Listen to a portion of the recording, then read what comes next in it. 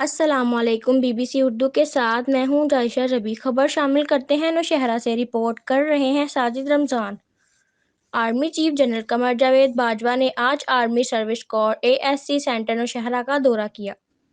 آمد پر COAS نے یادگار شہدا پر پھولوں کی چادر چڑھائی اور شہدا کے لیے فاتحہ خوانی کی اور chief of army staff general Qamar Javed Bajwa نے میجر جنرل عثمان حق کو آرمی COAS سروس کور کے کرنل کمانڈنٹ کے طور پر باضابطہ طور پر انسٹال کرنے کے لیے ان کے کندھوں پر رینک کے بیچز لگائے۔ تقریب میں حاضر سروس اور ریٹائرڈ افسران کی بڑی تعداد نے شرکت کی۔ اس موقع پر خطاب کرتے ہوئے COAS نے امن اور آپریشن دونوں کے دوران ASC کے تعاون اور لاجسٹک سپورٹ کی تعریف کی۔ مزید خبریں اور اپڈیٹس کے لیے دیکھتے رہیں BBC اردو۔